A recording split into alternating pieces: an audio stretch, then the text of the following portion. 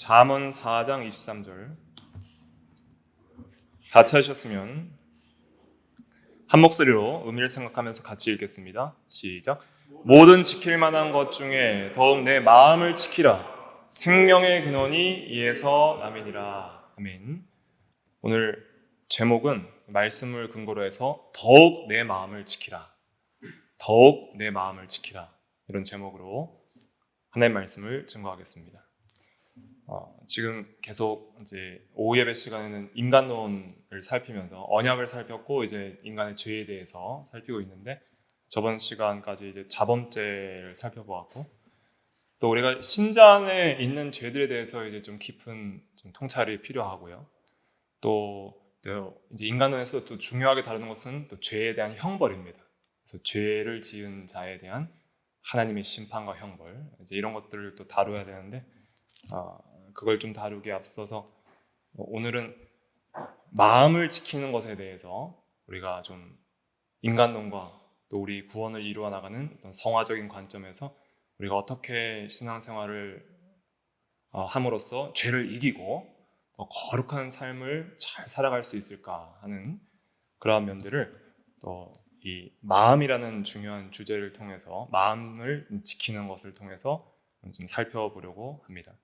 그래서 우리가 참 이 세상에서 소중한 가치들 지킬 것이 많이 있지만 그러나 더욱 내 마음을 지키라 그랬습니다. 이 마음을 가리켜서 영어로는 heart라 그러잖아요. 그러니까 이게 심장이기도 하고 영혼의 심장은 이제 마음인 거예요. 그러니까 이 마음이라는 것은 무엇이냐면 사실 눈에 보이지 않는 비물질적인 그러한 기관인데 우리 인간의 구성 요소를 크게 이제 두 가지로 볼 수 있는데 성경적으로 육체가 있고 하나님께서 흙으로 빚으신 육체가 있고 또 하나님의 형상대로 창조된 비물질적인 보이지 않는 영혼이 있는 것이죠. 그래서 이 영혼과 육체가 하나님께서 유기적으로 결합하여서 영육의 통일체로서 온전한 인격체인 인간을 창조하신 것이죠. 근데 그 보이지 않는 영혼 안에 이제 이 마음이라는 이 기관이 있는 것입니다. 그래서 마음은 무언가 영혼의 기관이다 이렇게 생각을 하시면 되는데 마음이 주로 하는 일은 무엇일까? 그것은 인격적 작용을 하는 것을 이제 마음이 합니다. 그 마음의 중요성에 대해서 우리가 좀 생각을 해봐야 되는데 마음이 참으로 중요합니다. 심장과 같이 중요한 부분이 마음이고 이 마음이 어떠냐에 따라서 살고 죽는 게 결정이 되는 거예요. 생명의 근원이 여기서 나는 거예요. 그러니까 심장의 육체가 멈추면 어떻게 돼요? 죽는 거예요. 그것처럼 마음이 잘못되면 죽는 거예요. 영적으로 죽는 거예요. 그러니까 영적으로 죽는 길이 있고 사는 길이 있다. 육신적으로도 죽는 길이 있고 사는 길이 있듯이 영적으로도 죽는 길이 있고 사는 길이 있다는 것이죠. 그래서 이 마음이 참으로 중요하다. 심장처럼 중요하다 하는 것을 우리가 먼저 생각을 해야 됩니다. 그래서 지킬 만한 것 중에 더욱 내 마음을 지키라 그렇게 말했던 것이죠. 그럼 이 마음의 이 중요성을 우리가 어떻게 알 수 있냐면 이 마음의 상태에 따라서 우리 인격이 바뀌어요. 그러니까 이 마음이라는 것은 인격을 주관하는 기관이에요. 그래서 인격이라는 건 무엇이냐면 크게 우리는 지식, 감정, 의지로 나눌 수 있습니다. 인격은 하나님의 형상대로 창조된 이성적 피조물에게만 있는 그러한 고유한 속성, 특성이라고 할 수 있어요. 이거는 이제 동물에게는 발견할 수 없는 것들이죠. 그래서 지식면이 있고 감정면이 있고 의지면이 있어요.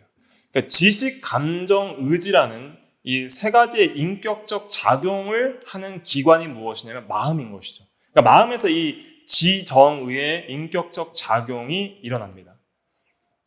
마음이 어떠냐에 따라서 이 지정의가 바뀌는 거예요. 그래서 우리의 삶을 보세요. 삶을 보시면 계속적으로 어떤 지식이 주어지죠. 내 안에서도 지식이 나오고 밖에서도 지식이 들어오고 그래서 그 지식이 들어올 때에 우리는 그 지식을 판단하게 됩니다. 뭘로 판단하면 감정으로 판단하는 거예요. 좋다, 싫다 이렇게 판단하는 거 쉽게. 이 지식 좋다. 그냥 그저 그렇다. 나쁘다. 그 감정이 판단을 하고 그 감정에 따라서 좋으면 좋은 대로 행동을 하고 나쁘면 나쁜 대로 행동이 나가는 거예요. 그러니까 감정이 없으면 의지가 움직이질 않아요. 그렇기 때문에 감정과 의지는 같이 연합해서 간다고 보시면 됩니다. 그래서 우리가 어떤 지식을 가지고 그 지식에 대해서 바른 감정적 반응을 느끼고 그 바른 감정에 따라서 바른 의지적인 작용이 나와서 이 의지는 이제 행동으로 옮겨지는 것이죠. 행동. 그래서 이러한 인격은 삶을 결정해요. 그러니까 우리의 삶이 어떻게 구성되어 있나를 그 인간론적으로 우리 자신을 잘 통찰해 보세요. 내가 어떻게 살아가고 있나? 내가 사는 게 뭐냐? 그냥 먹고 자고 하는 게 삶이 다가 아니라 우리의 마음의 활동을 잘 분석해 보면 지식면이 있고 그 지식에 대해서 계속적으로 감정의 반응이 있는 거예요. 어떤 사람이 이런 말을 했어요. 그러면 거기에 대해서 기분이 좋으면 그 사람에 대해서 호감이 생기고 그 사람에 대해서 좋은 일을 하거나 이 사람의 어떤 공격적인 얘기가 들어오면은 감정이 상해서 화가 나서 이 화난 행동을 하거나 이러한 이제 일들이 계속 일상적으로 일어나잖아요. 그러니까 이러한 인격이 나의 삶을 결정을 하는 거예요. 그래서 이 마음은 인격적인 작용을 하는 기관이고 그 인격이 우리의 삶을 결정하기 때문에 이 마음은 참으로 중요하다는 것을 깨닫게 되는 것이죠. 근데 이 마음이 또 여러 가지들이 이제 들어가게 되는데 특별히 죄도 마음을 통해 들어갔습니다. 그러니까 죄가 처음 들어간 것은 피조세계 전체가 아니라 누구 한 사람의 마음이에요? 하와 한 사람의 마음에 들어가는 거예요. 죄가 마음속으로 들어가서 비진리, 거짓된 지식을 심어주는 것이죠. 내가 선악과를 먹으면 결코 죽지 아니하리라. 거짓을 심어주는 거예요. 근데 하와가 그것에 대해서 미워해야 되는데 그것을 좋아하는 거예요. 갑자기 자기 사랑에 기울어지면서 그러면서 그런 거짓된 지식을 통해서 지성이 완전히 파괴가 되면서 선악과를 바라보니까 보암직하고 먹음직하고 지혜롭게 할 만큼 탐스러운 나무인지라. 선악과를 따먹으면 안 된다는 그 말씀이 이제 싫어지고 따먹어도 된다는 그 거짓된 마귀의 유혹이 좋아지니까 그 좋아지는 감정에 따라서 의지가 행동을 하고 따먹는 것이죠. 그래서 죄가 맨 처음에 들어간 것은 하와의 마음이었다. 우리에게도 죄가 들어오는 것이 마음을 통해서 죄가 들어오고 또 마음을 통해서 죄가 또 나오는 것이죠. 신앙도 뭘 통해서 들어가요? 마음을 통해서 들어가는 거예요. 로마서 10장 10절 한번 같이 읽어볼게요. 시작. 사람이 마음으로 믿어 의에 이르고 입으로 시인하여 구원에 이르느니라. 그래서 마음으로 그리스도를 영접하는 것이죠. 그래서 마음을 열고 영접하는 것은 예수 그리스도를 내 안에 모시는 것이죠. 나의 주로, 나의 구원자로 모시고 그리스도의 말씀을 믿고 내 마음에 받아들이고 새기고 그다음에 순종하고자 하는 마음까지 나아가는 것이 참된 신앙이죠. 그래서 신앙이라는 것은 참된 지식면이 있고 그다음에 동의면이 있고 그다음에 신뢰면이 있다 그랬죠. 그래서 참된 지식이 마음에 들어가서 지식적인 면을 바꿔버리는 거예요. 그 지식을 사랑하고 동의하게 되고 그다음에 신뢰하게 되고 그래서 그것을 그대로 마음에 그 지식을 진리에 대한 지식을 의지하게 되는 것이죠. 그런 것이 참된 신앙이다. 그래서 하이델베르크 유리문답에서는 참된 신앙을 뭐라고 표현했냐면 두 글자로 표현했어요. 참된 지식과 굳은 신뢰. 참된 지식과 굳은 신뢰. 그리고 이 신뢰는 반드시 순종으로 나가는 신뢰를 말하는 것입니다. 행함이 없는 믿음은 죽은 것이기 때문에 반드시 순종을 낳게 되는 것이죠. 또 성화도 마음에서 시작됩니다. 그래서 마음으로부터 죄를 미워하고 하나님을 의지하고 진리를 사랑하고 거룩한 열심을 가지고 하나님을 사랑하기 때문에 율법을 순종하려는 마음으로부터 법을 순종함으로써 거룩한 삶을 살게 되는 거예요. 마음이 또 중요한 것이죠. 성화에 있어서. 그래서 마음 먹은 대로 삶의 방향이 결정된다. 우리의 인격이 마음 먹은 대로 결정이 된다 하는 것을 생각해 볼 때 마음이 얼마나 중요한가 하는 것을 알 수 있는 것이죠. 그래서 마음으로부터 하나님을 모르고 하나님을 미워하고 하나님을 순종하지 않는 것은 죽는 삶, 그거는 사망의 삶을 사는 거예요. 똑같이 육신은 살아도 사망의 삶, 썩은 시체 냄새가 나는 그런 죽음의 삶을 사는 그러한 인생이 있고, 그 다음에 똑같이 살아도 이 생명의 삶, 의와 평강과 희락의 삶, 거룩한 하나님을 향한 그러한 삶을 사는 인생이 있는 것이죠. 그런 인생은 어디에서 결정되냐면 마음에서 결정이 된다 할 때, 우리의 마음을 우리가 성경적으로 잘 이해하고 이 마음을 잘 지키는 것이 참 중요하다는 것을 깨닫게 되죠. 근데 무슨 마음을 지켜야 되나, 이제 그게 중요하죠. 결론적으로 말하면 전적 부패한 마음 지키면 안 됩니다. 우리 안에 있는 전적 부패한 마음을 한번 지켜보겠다 하면은 그럼 안 되는 거예요. 우리에게 주신 새 마음, 중생한 새 사람의 마음, 거룩한 마음, 하나님께서 하나님을 향하여 살도록 새 창조해 주신 새로운 피조물 된 그 새 마음, 깨끗한 마음, 선한 마음, 그것을 이제 지켜야 하는 것이죠. 인간의 사중의 상태가 있습니다. 이것을 이제 교리적으로 잘 이해해야 되는데, 죄라는 것 가지고 이제 어거스틴은 이렇게 네 가지로 구분을 했어요. 어떻게 구분을 하냐면, 자, 이거는 타락전, 그다음에 타락 후, 그다음에 중생 후, 그다음에 영화 후, 이렇게 됩니다. 자, 잘 보세요. 자, 타락 전, 죄 짓기 전에는 한번 읽어볼까요? 1번 시작. 죄를 지을 수 있는 상태. 그래서 아직 죄인은 아니지만 죄를 지을 수 있는 그런 자유의지가 있었고 타락할 수 있는 그러한 상태였다. 아직은 영원한 생명을 얻지 못한 그러한 가변적 상태였다. 이렇게 생각할 수 있습니다. 2번 읽어보겠습니다. 시작. 죄밖에 지을 수 없는 상태. 타락 후에는 전적 부패, 전적 타락의 교리에 의해서 우리는 마음으로부터 생각하는 모든 계획과 생각이 악하게 나오기 때문에 우리는 원죄에 의해서 자범죄밖에 지을 수 없는 그러한 죄밖에 지을 수 없는 상태가 바로 이제 타락 후의 모든 인간의 자연적 상태다 하는 것을 기억을 해야 됩니다. 그럼 세 번째, 3번 읽어볼게요. 시작. 죄를 짓지 않을 수 있는 상태. 그래서 중생 후에는 우리가 아직도 여러 가지 자범죄들을 짓잖아요. 그렇지만은 죄를 짓지 않을 수도 있는 거예요. 않을 수도. 어떤 마음을 지키면?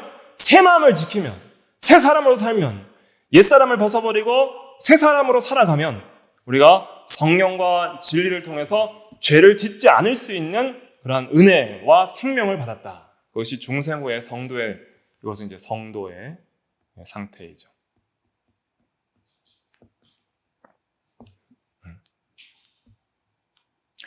그리고 이제 우리가 육체의 죽음을 통해서 우리의 영혼이 하늘나라 갔을 때, 혹은 또 이제 예수님의 재림 이후에 우리가 부활체를 입었을 때 영화의 상태죠. 그때는 죄를 더 이상 지을 수 없는 상태가 됩니다. 더 이상 죄를 지을 수 없는 상태. 그래서 인간의 이 사중의 상태가 있다 하는 것을 기억해야 됩니다.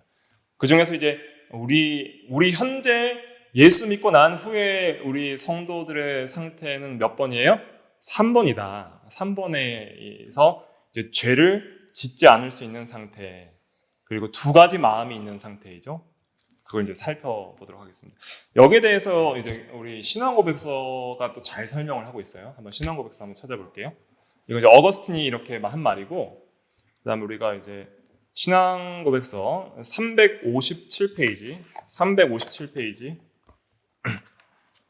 그 356페이지 1번부터 볼까요? 1번은 이제 자유의지에 대해서 말하고 있는 것입니다. 그러니까 자유의지, 제 9장이 자유의지에 관하여인데, 여기서 말하는 자유의지의 핵심은 뭐냐면, 불신자들도 의지는 있죠.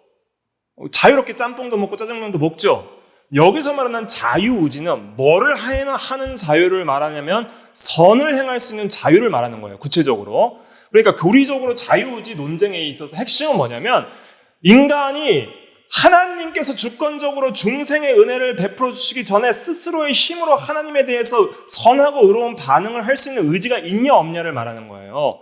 인간이 스스로의 힘으로 하나님을 향하여 자유롭게 선을 행할 수 있는 그 자유의지가 있느냐?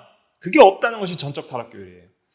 절대 하나님이 먼저 구원해 주시기 전에는 인간 스스로 하나님께 나아갈 수도 없고 하나님 앞에 은하선을 일절 행할 수 없다는 것이 전적 타락 교리예요. 그러니까 자유의지에 관하여서도 말할 때에 이제는 우리가 이것을 좀 나누어서 살펴보는데, 타락 이후에는 죄밖에 지을 수 없는 상태, 선을 행할 수 있는 자유의지가 없어진 상태에 대해서 또 말을 할 수 있는 것이죠.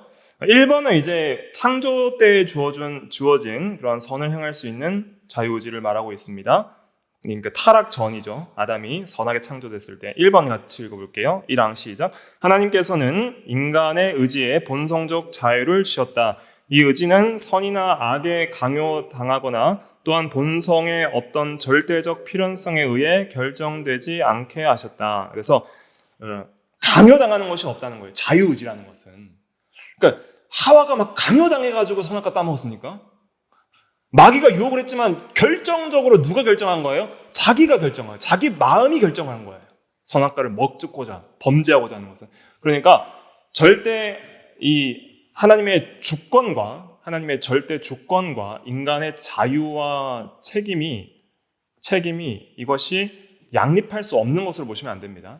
이것은 확실성을 말하는 것이고 확실성이 이걸 강제하는 건 아니에요. 그러니까 하나님의 절대 주권이 절대 인간의 자유를 강제하는 것은 아니다. 그래서 창조 때에도 우리가 자유를 주셨고 자유에 의해서 죄를 지은 것이다 하는 것을 기억을 해야 되는 것이죠.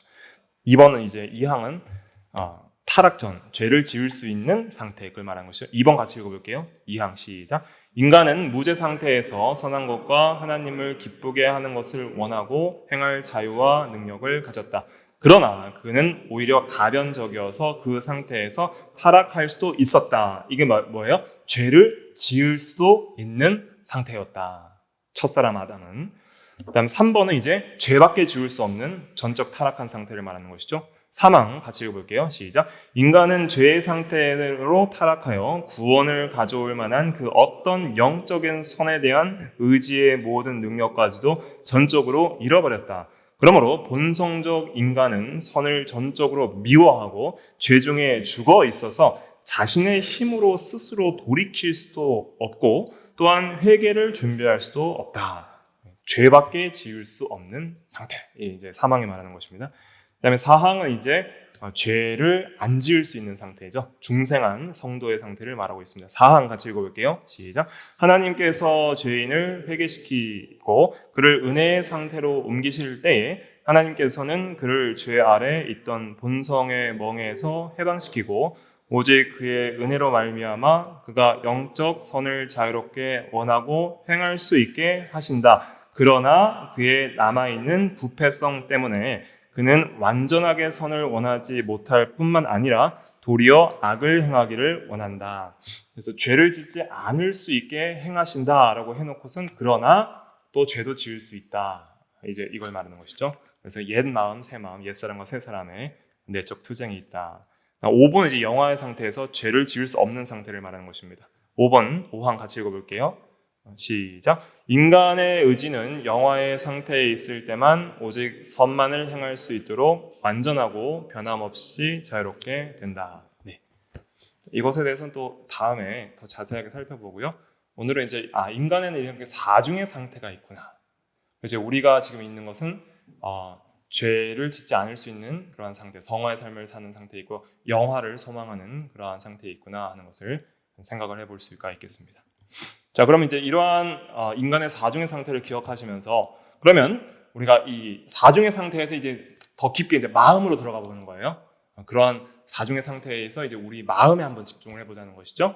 타락 전 인간의 마음은 어떤 마음이었을까? 타락 전 인간의 마음은 완전하지만 안전하지 않은 마음이었다. 그래서 타락 전 인간의 마음은 참으로 완전했습니다.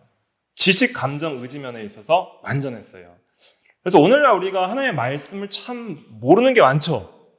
신구약 성경 다 모든 것을 다 이해할 수 없고 이해하지 못하는 것들이 좀 많고 목사라고 해서도 모든 교리와 성경에 대한 지식을 완전하게 하나도 모르는 것이 없이 다 이해할 수 없어요. 왜냐하면 신비에 남겨진 것들도 있고 참으로 난해 구절도 있고 또 아직 공부가 부족해서 아직 미흡한 부분들도 있는 것이죠. 그러나 아담은 지식면에 있어서 완전했습니다.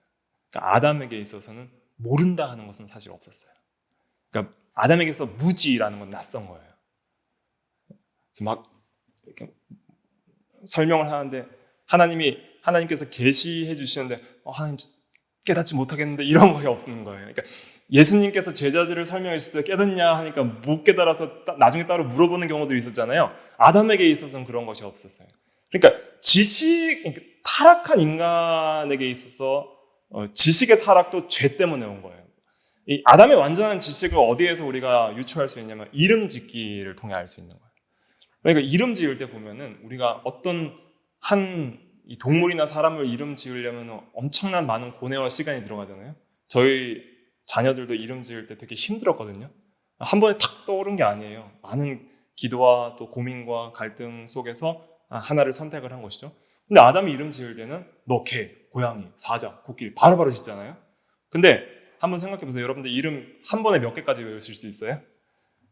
근데 그 수많은 동물의 이름들을 한 번에 짓고 다 기억하는 거예요. 그러니까 까먹거나 잊어버리거나 모르거나 하는 것이 없이 완전한 지성을 가지고 그렇게 활동을 했던 것이죠.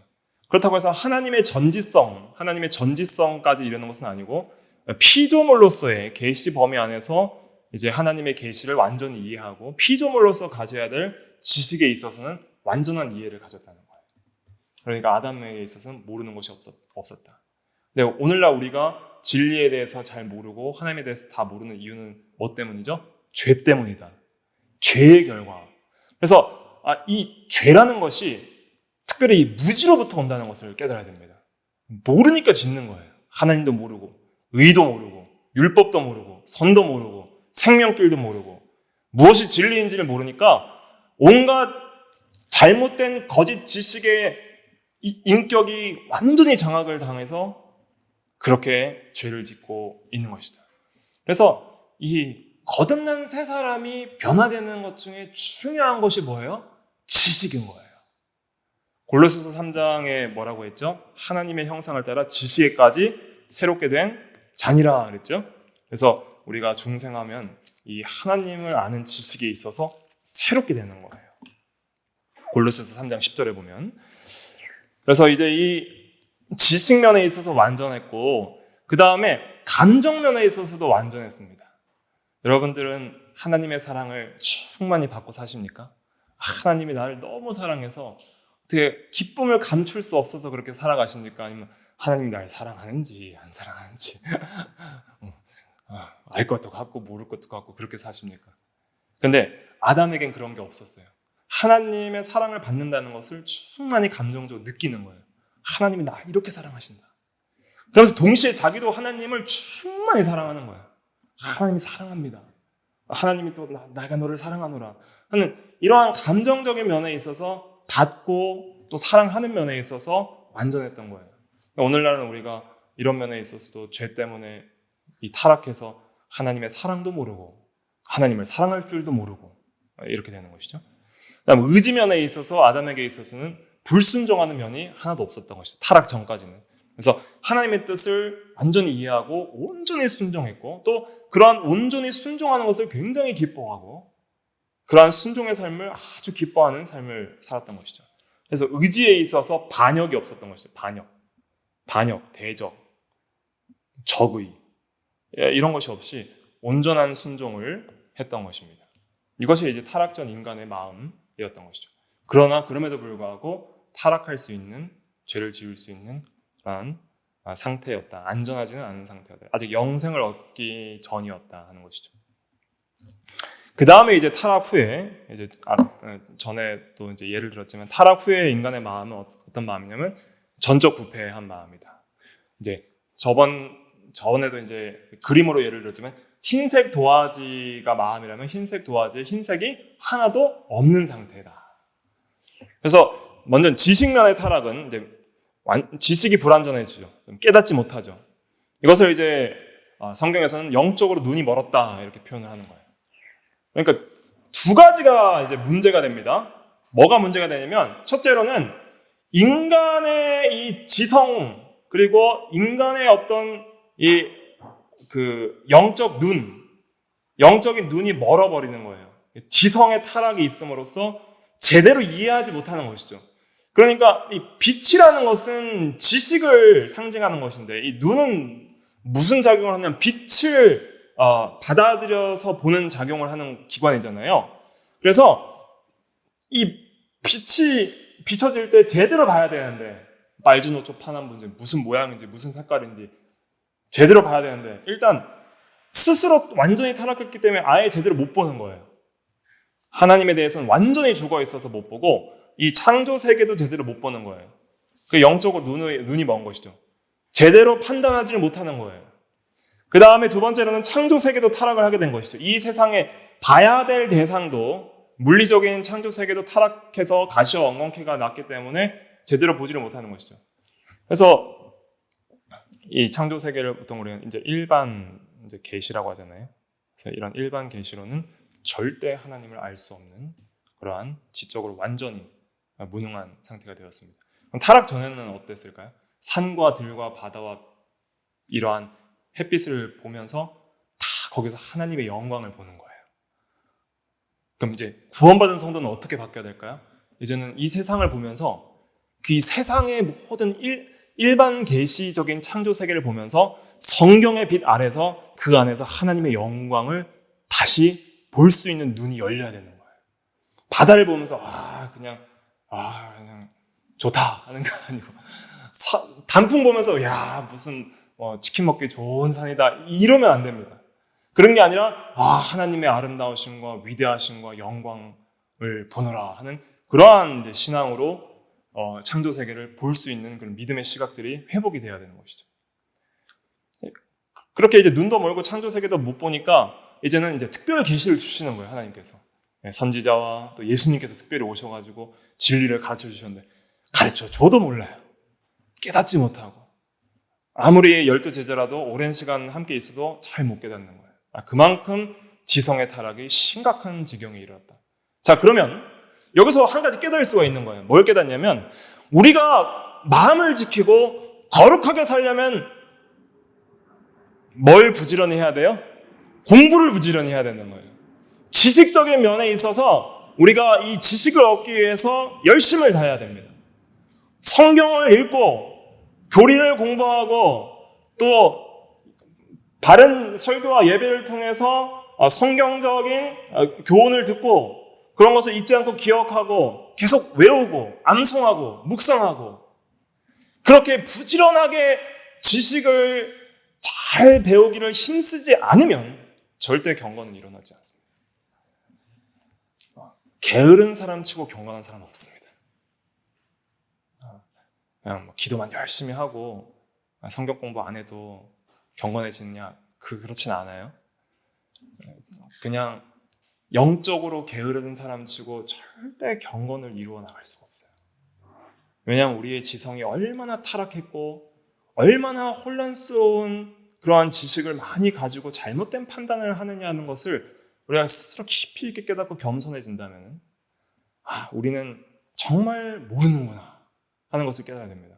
저도 사실 목사이지만 너무너무 부족한 것을 매일 느끼면서 그렇게 설교를 하거든요. 여러분들을 잘 가르치고 싶은데 정말 그 지식을 깊이 있게 깨닫고 진리를 깨닫고 그렇게 살아가면서 가르치고 싶고 행함으로 이렇게 가르치는 그러한 교사가 되라 그랬는데, 그렇게 하고 싶어도 며칠을 성경과 교리와 신학서적을 연구해도 모르는 게 너무 많은 거예요. 그러니까 얼마나 지성이 타락했는지를 절실하게 깨달을 수가 있는 것이죠. 그래서 우리가 이 지식면에 있어서 진짜 경건을 이뤄나가기 위해서는 부지런해야 된다. 성경 읽기를 게을리하면 안 되고, 또 성경을 사모하고 또 공부하는 일들을 절대 게을리해서는 안 되겠구나. 예수님은 나를 위해서 몸버려 피 흘려 죽으셨는데 성경 공부는 열심히 하자. 이런 자세가 필요한 거예요. 교회사적으로나 성경적으로 여러분들 베드로, 야고보, 요한 어부였잖아요. 무시하시면 안 됩니다. 유대인들은 어려서부터 구약성경, 모세오경 다 외워요. 그러니까 성경에 이미 다 능통한 사람들이에요. 어느 정도는. 우리와는 수준이 다른 사람들입니다. 그렇기 때문에 얼마나 공부하는 양이 많은지를 아셔야 돼요. 그래도 잘 모르는데 그냥 뭐 적당히 공부해도 그냥 거룩하게 살아갈 수 있겠지? 절대 그렇게 되지 않습니다. 왜냐하면 자주 잊어버려요. 제가 설교한 것도 잊어버려요. 그런데 우리가 그냥 듣고만 끝난 것은 얼마나 자주 잊어버리겠어요. 근데 그러한 것들을 깊이 있게 이해하고 묵상하고 더 깊이 있는 그러한 통찰을 얻기 위해서 성령의 조명을 구하고 우리가 힘써 기도하고 나의 것으로 진리를 만들지 않는 이상 절대 진리의 사람은 변화되지 않습니다. 그렇기 때문에 지식면에 있어서도 열심을 다해야 됩니다. 그리고 지식적으로 너무 교만해요. 교만하지 않은 사람이 한 사람도 없습니다. 특별히 가장 큰 교만은 하나님 없이 사는 삶이에요. 모든 사상에 하나님이 없다고 하는 사람이 가장 교만한 사람입니다. 시편 4절 같이 읽어볼게요. 시작. 악인은 그의 교만한 얼굴로 말하기를 여호와께서 이를 감찰하지 아니하신다 하며 그의 모든 사상에 하나님이 없다 하나이다. 하나님 없이 자기 힘으로 넉넉하게 살아가려는 그러한 모든 마음이 그것이 가장 큰 교만입니다. 하나님께서 모든 걸 창조하시고 다스리고 우리에게 호흡과 생명과 필요한 모든 것을 지금도 매 순간 공급해 주셔서 내가 살고 기동하고 활동하고 있는데 근데 하나님이 없다 그러니 그것처럼 교만한 게 어디 있어요? 모든 것을 받고 있으면서도 하나님이 없다. 내 힘으로 내 힘과 능력과 나의 의지로 나의 삶을 살아간다 하는 그러한 사람들이 얼마나 교만한가 하는 것을 알 수 있는 것이죠. 지식적으로도 교만하면 안 됩니다. 우리가 혼줄로 아는 자는 넘어질까 조심하라 그랬죠. 안다고 생각하는 것은 안다고 생각하는 자는 마땅히 아는 것을 모른다고 우리가 또 생각을 해야 됩니다. 그래서 항상 겸손하게 항상 배우는 자세, 하나님과 또 성령께 또 하나님의 말씀을 또 배우는 자세로서 그렇게 항상 이렇게 살아가야 합니다. 내가 아는 완벽하게 이해하고 있는 교리를 할지라도 그렇게 살아내지 못하면 아직 모르는 거예요. 성경이 말하는 알다라는 표현은 야다 혹은 또 헬라어로는 기노스코라고 하는데 그 알다는 것은 경험적 알을 말하는 것입니다. 경험되어지는 암.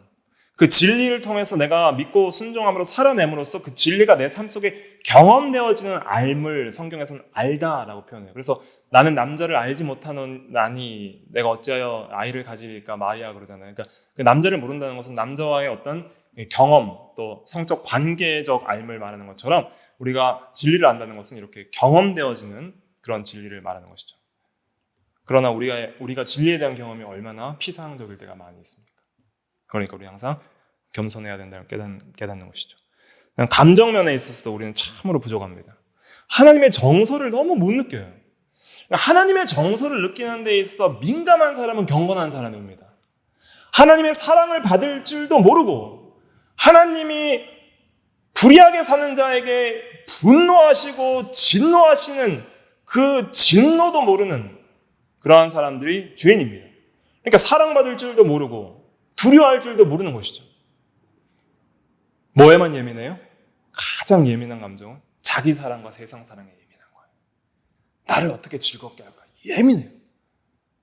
아무리 잠을 못 자고 못 먹어도 나의 쾌락의 만족을 위해서는 모든 정신을 쏟아서 밤새 뭘 할 수 있는 거예요. 할로윈 축제도 밤새도록 할 수 있어요. 내가 좋아하는 거니까.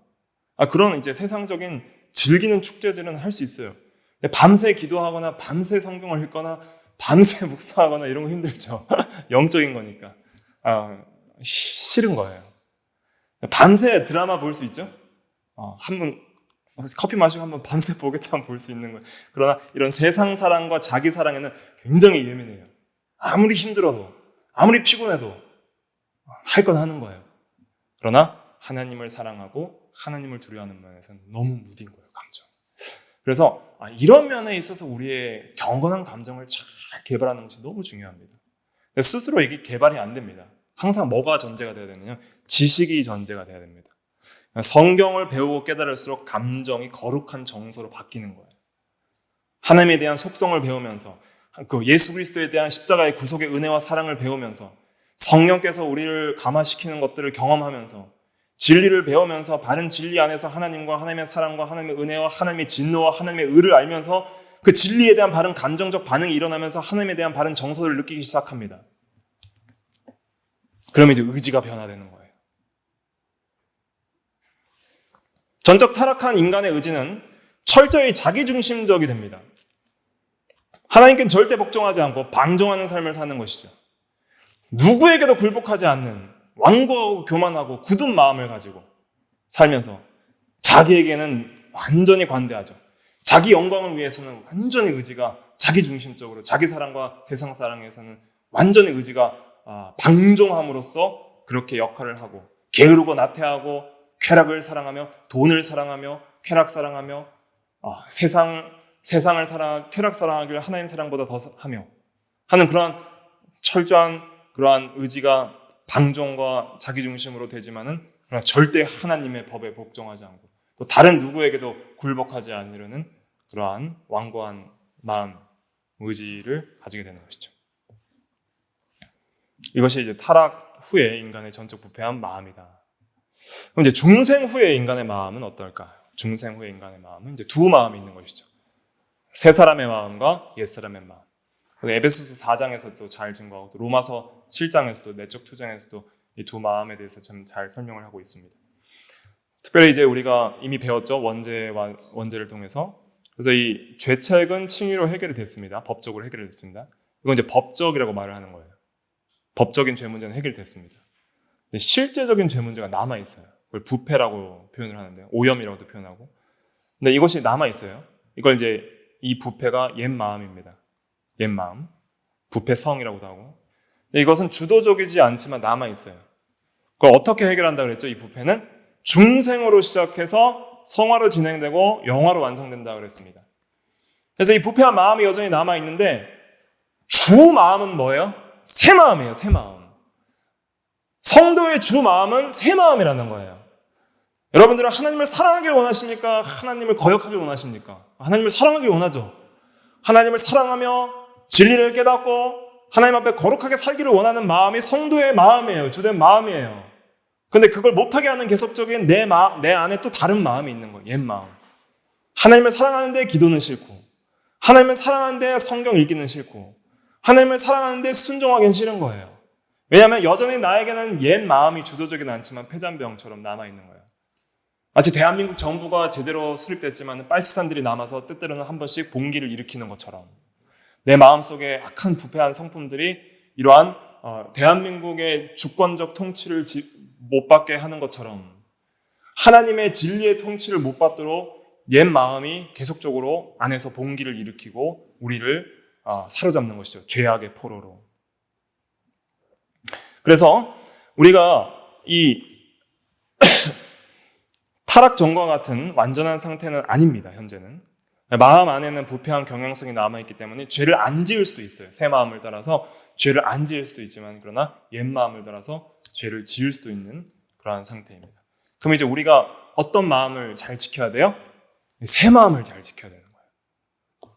살과 같이 부드러운 마음, 하나님을 향하여 살아있는 마음, 하나님을 알고 사랑하고 순종하라는 이 마음, 이 마음은 잘 지키고 살리고 옛 마음은 죽이고 버리고 하는 것이 필요합니다. 그래서 이러한 마음 지킴에 있어서 가장 중요한 것이 첫째는 지식이 중요한 것이죠. 지식이 제일 중요합니다. 그러니까 믿음은 들음에서 나며 들음은 그리스도의 말씀으로 말미암느니라. 그래서 지식이 바로 들어올 때에 지식은 감정에 영향을 미치고 감정은 의지에 영향을 미쳐서 이제는 거룩한 삶을 살아갈 수 있도록 우리를 인도하는 것이죠. 한번 읽어볼까요? 로마서 10장 17절 같이 읽어볼게요. 시작. 그러므로 믿음은 들음에서 나며 들음은 그리스도의 말씀으로 말미암았느니라. 그래서 이 마음으로부터 믿음이 마음으로 들어가는데 잘 들어야 되고 말씀을 잘 공부를 해야 됩니다. 그 다음에 지식이 잘 교정이 돼야 됩니다. 그것이 새 사람이에요. 새 마음. 골로새서 3장 10절 같이 읽어볼게요. 시작. 새 사람을 입었으니 이는 자기를 창조하신 이의 형상을 따라 지식에까지 새롭게 하심을 입은 자니라. 지식이 계속 교정이 돼야 합니다.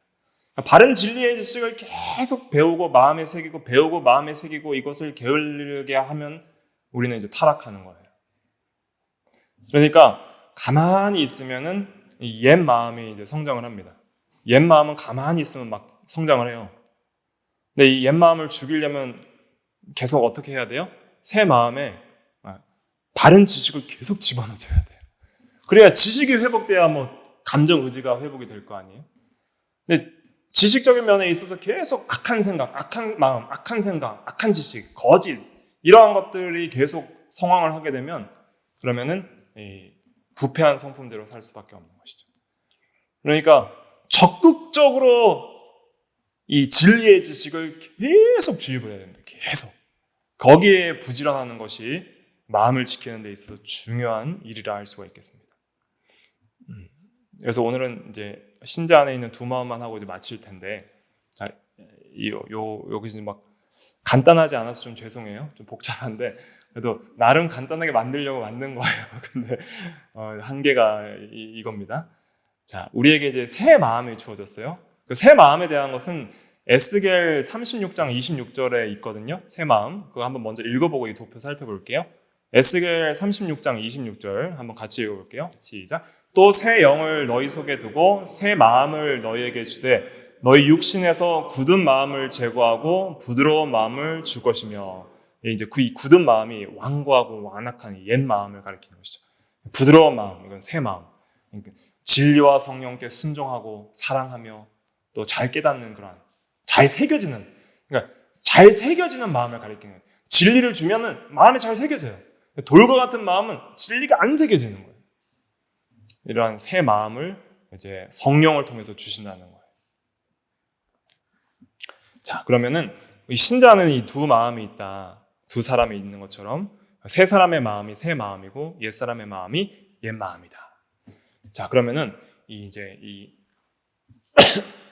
순서가 있는데 마음이 이제 어떻게 사람을 만드냐면 잘 보세요. 선한 마음, 선한 생각. 자, 마음은 인격적 작용한다고 그랬죠? 지식, 감정, 의지. 선한 지식, 진리의 말씀. 그 진리를 사랑하는 마음, 그 진리를 순종하고자 하는 의지, 마음. 그러니까 선한 마음은 이러한 진리 안에서 이루어지는 마음들이죠. 그러한 영적인 마음, 신령한 마음들이 생길 때, 그것들이 강화될 때에는 이제 선한 마음에서 선한 행동들이 나오죠. 지정의의 끝은 행동이에요. 의지의 끝은 행동이에요. 행동으로 나오게 되죠. 자, 그러면은 이 행동이 반복이 됩니다. 우리에겐 다 습관이라는 것이 있어요. 그러니까 행동이 지속이 됩니다. 행동이 지속이 되면 습관이 생겨요. 이 습관이 곧 나예요. 여러분들은 누구입니까? 여러분들 습관이 여러분들의 인격이고 여러분들 자신입니다. 여러분들 반복적으로 하는 그것이 나예요. 그러니까 외식하지 마시고 스스로를 판단하십시오. 습관적으로 하는 그 모든 말, 습관적으로 하는 생각, 습관적으로 하는 행동, 습관적으로 하는 매일의 루틴의 반복적인 삶의 그러한 습관들, 그게 나예요. 선한 습관은 선한 사람을 만드는 거예요. 더 선한 사람을. 기도도 습관적으로 하는 것입니다. 말씀을 읽는 것도 습관적으로 하는 것이고, 그래서 습관을 따라 예수님께서는 그 누가복음 22장이죠. 습관을 따라 기도하러 가시다고 그랬습니다. 성경을 읽는 데서 디모데에게는 바울은 부지런히 읽는 것과 가르치는 것과 또 행하는 것을 부지런히 하라 그랬죠. 읽는 것도 부지런히 하라 그랬어요. 디모데에게 바울은. 그래서 습관적으로 부지런하게 하는 그러한 것들이 바로 나예요. 그것들을 만드는 것이 중요합니다. 그런데 이러한 선한 마음, 선한 행동, 행동의 반복, 선한 습관, 선한 사람이 더욱더 만들어지는 것은 은혜 안에 있을 때, 은혜 안에, 다른 말로는 은혜의 지배 아래 있을 때 우세하게 되는 거예요. 그러니까 이거는 내 힘으로 안 된다는 이런 말씀입니다. 은혜를 받아야 되는 거예요. 은혜를. 그러니까 은혜라는 것은 뭘까? 은혜라는 것은 객관적인 은혜가 있어요. 은혜라고 하면 우리가 사실은 교리적으로 말하면은 그 일반 은혜와 특별 은혜가 있잖아요. 일반 은혜와 특별 은혜가 있는데 일반과 이제 특별이 있는데 그 일반 은혜는 이제 육신에 속한 세속적인 것들이고 특별 은혜는 특별히 이제 구원에 대한 은혜를 말하는 것이잖아요. 근데 이 구원의 은혜를 이제 지금 말하고 있는 거예요. 특별 은혜를 말하고 있는데 이 특별 은혜도 객관적인 은혜가 있어요. 그러니까 예수 그리스도께서 객관적으로 구속을 우리와 상관없이 이룬 것도 은혜죠. 그래서 십자가에 죽으시고 부활하신 것들 다 은혜죠. 근데 그런 것들을 또 우리에게 실제로 주관적으로 적용하시는, 또 성령에 적용하시는 것들도 은혜로 우리가 믿음으로 말미암아 구원을 받게 되는 것이죠. 주관적으로 적용되는 것도 구원을 받는 것이죠. 근데 여기서 말하는 은혜는 뭐냐면 이제 이미 구원받은 우리 성도가 이제 객관적인 예수 그리스도의 구속 사역과 그것을 이미 주관적으로 적용해서 우리가 중생과 칭의의 은혜를 받은, 이미 은혜 받은 이미 성도가 이제는 성화의 삶을 살아가는 데 있어서 지금 그 시점에서 말을 하는 거예요. 그 시점에서 은혜란 무엇인가? 하나님이 오늘 기도를 했더니 은혜를 주셨습니다. 오늘 예배를 드렸더니 은혜를 주셨습니다. 할 때 말하는 그 은혜가 뭐냐 하는 것이죠. 그 은혜가. 그건 뭐냐면 우리를 거룩하게 살아가게 하는 생명과 능력의 힘, 감화력, 그런 걸 말하는 거예요. 그러니까 성령께서 우리에게 진리를 깨달음으로 말미암아 하나님 앞에 거룩하게 살아갈 수 있게 하시려고 성령께서 그 로마서 8장에는 뭐라고 표현하냐면 생명과 성령의 법이라고 그랬거든요. 생명과 성령의 법, 이 법이라는 것은 권세, 능력을 가리키는 거예요. 법. 그래서 우리가 거룩하게 살아갈 수 있는 영적인 힘, 능력, 감화력, 이런 것들을 주시는 거예요. 하나님께서.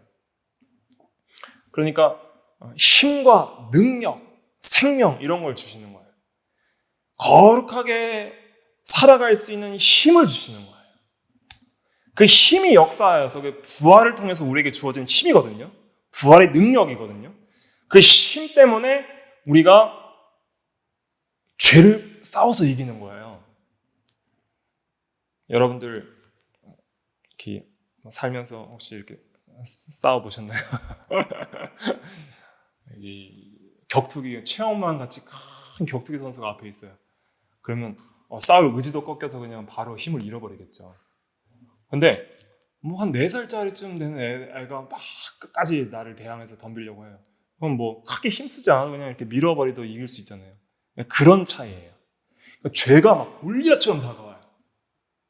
그러니까 너무 두렵고 그 죄의 강압에 못 이겨서 그냥 죄에 굴복해버리는 것이 힘이 없을 때 성도가 죄에 굴복하는 그러한 현상들이거든요. 근데 이 은혜의 능력과 하나님의 감화력과 성령의 능력 아래 있을 때는 죄가 쑥 들어오면 탁 쳐버리는 거예요. 뭐야? 하고 탁 쳐버리는 거예요. 악한 생각이 들었을 때 뭐야? 탁 치면 그냥 훅 하고 이제 쳐지는 것이죠. 그게 이제 힘이 있는 성도와 없는 성도의 차이인 것이죠. 그런 강력한 하나님의 이 영적인 은혜의 감화력 안에 있을 때에는 우리가 거룩한 삶을 힘있게 살아갈 수 있는 거예요. 그것은 은혜의 수단을 활용할 때 이 은혜를 받는 겁니다. 은혜의 수단이 참 중요해요. 은혜의 내적 수단이 믿음이 있고 이제 앞으로 계속 할 겁니다. 이거는. 그리고 플러스 말씀과 기도가 있는 것이죠. 말씀과 기도를 통해서 우리가 믿음으로 이것을 계속적으로 부지런하게 해나가야 되는 거예요. 이거를. 이 은혜의 내적 수단과 외적 수단을 계속 이용해서 믿음은 또 순종을 포함하는 것입니다. 이걸 계속 부지런히 할 때에 그때 하나님이 힘을 주시는 것이지 가만히 있는다고 이 힘이 오는 것이 아닙니다. 말씀과 기도에 게으르지 말아야 될 중요한 이유가 여기에 있는 것이죠. 이렇게 되면 성화의 욕구가 고양이 됩니다. 이 성도는 행복하게 살려고 해서는 안 되고 거룩하게 살려고 해야 됩니다. 참된 성도는 행복하기를 원하는 성도가 아니라 거룩하기를 원하는 성도예요. 왜냐하면 진짜 행복은 거룩에 있기 때문이죠. 자기의 어떤 육체의 욕구의 행복을 원하는 것이 아니라 진짜 성도는 거룩을 향한 강렬한 그 의지와 마음이 있는 거예요. 그러한 마음들을 강화시키는 거예요. 그러면서 내 안에 있는 부패와 죄의 실제를 인식하게 하고 죄를 객관적으로 보게 하며 그다음에 진리의 감화력, 엠마오로 가는 제자들에게 예수님께서 성경을 풀어주실 때 그 제자들 고백이 뭐예요? 주께서 성경을 우리에게 풀어주실 때 우리의 마음이 뜨겁지 아니하더냐 그러잖아요. 우리의 마음이 뜨겁지 아니하더냐. 이게 진리의 감화예요. 마음이 진리로 뜨거워지는 것. 여호와를 위한 열심이 특심해지는 것. 그러한 감화력으로 인하여 하나님 이제는 순종하기를 원합니다. 순종의 결단을 하고 그렇게 성령의 은혜를 의지하면서 힘있게 나가는 것이죠. 이것이 이제 은혜 안에 있을 때 성도가 새 사람으로 살아나는 이 작용들이에요. 성경적으로. 그래서 성령을 따라 행하여라. 그리하면 육체의 욕심을 이루지 아니하리라. 근데 옛 마음으로 살면 이제 이거 옛 마음이 강화됩니다. 죄도 성도 안에 강화될 수 있어요. 그러니까 성도도 불신자보다 더 악한 죄를 지을 수도 있는 거예요. 부패한 마음이 있는데 그 부패한 행동을 하게 되면 이 마음이 점점 굳어집니다. 이렇게 마음이 하트처럼 예쁘게 있는데 이게 부패해지잖아요. 이 하트처럼 예쁜 마음이 있는데 조금 이렇게 부패한 마음이 들어왔어요. 근데 행동을 해버려요. 그러면 이 마음이 굳어지는 거예요. 더 견고하게 굳어져요. 굳어져서 그 행동을 반복적으로 하는 마음이 생겨요. 그러니까 처음 죄를 짓기는 힘들거든요. 처음 죄를 짓기는 막 두렵고 떨림으로 죄를 지어요. 그러니까 바늘 도둑이 소도둑 된다 그러잖아요. 한 1,000원, 2,000원 훔치는 거는 처음에는 막 두렵고 떨림으로 했어요. 근데 나중에 몇 번 훔치다 보니까 한 1억, 2억 횡령하고 훔치는 건 쉬워지는 거예요. 그런 것처럼 이 부패한 마음이 부패한 행동을 할수록 그 행동이 반복될수록 그 습관이 더해지고 점점 죄악된 그러한 마음 상태가 되어가는 거예요. 그것이 죄 가운데 있을 때 이것이 우세해지는 것이죠. 그럼 이렇게 이제 부패한 마음이 이렇게 가득 차 있을 때는 이제 우리가 이 마음을 원래 부패하기 전 상태로 돌리려면 더 많은 회개와 자기 깨어짐과 자기 부인이 있어야 되는 것이죠. 원래 상태로 돌리려면 더 많은 그러한 이 고난의 길을 걸어가야 됩니다. 그래서 쉽게 마음이 타락해버리면 새로워지기가 힘들어요.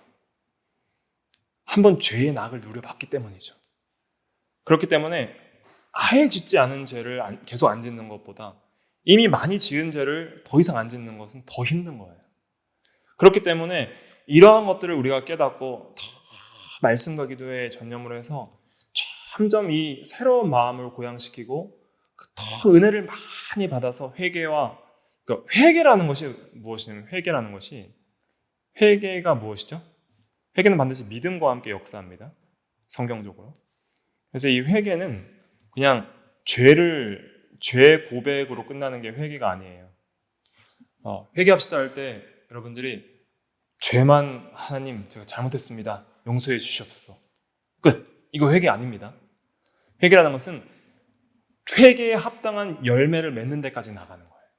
그러니까 삭개하고 회개했을 때 내가 이 함부로 취한 재물을 뺏은 사람에게 4배나 갚겠다 그랬잖아요. 그러니까 4배나 갚는 데까지 가는 게 회개인 것이죠. 그러니까 회개에 합당한 열매를 맺으라고 세례 요한이 말했잖아요.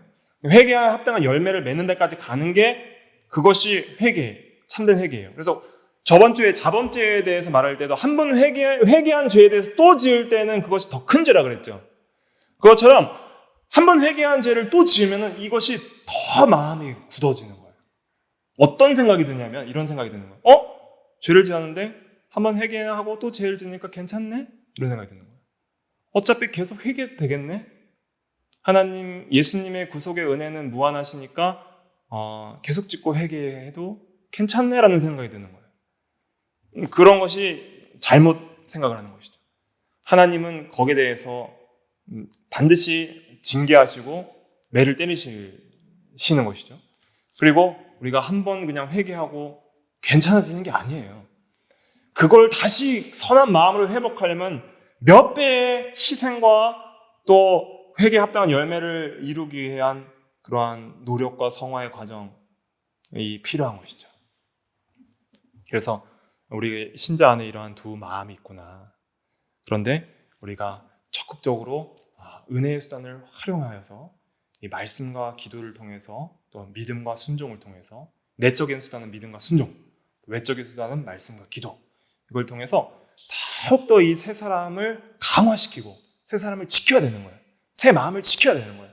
새 마음이 옛 마음을 이길 수 있도록 새 마음을 지켜서 이제는 죄를 쉽게 떨쳐버리고 더 거룩한 삶을 살아가기에 힘쓰는 그러한 마음이 될 수 있도록 우리가 힘써 이렇게 성화의 삶을 살아가야 되겠습니다. 그래서 아무쪼록 이렇게 마음을 잘 지키는 저와 여러분들에 대해서 하나님이 정말 기뻐하시는, 정말 마음을 보실 때 하나님께서 참 내가 너를 기뻐하노라, 내가 너를 사랑하노라, 내가 너를 참으로 기뻐하노라 하는 그런 하나님의 사랑과 하나님의 기뻐하심을 마음으로 충만히 느끼면서 살아가야 됩니다. 그러한 삶이 가장 행복한 성도의 삶이라 할 수 있겠습니다. 기도하겠습니다.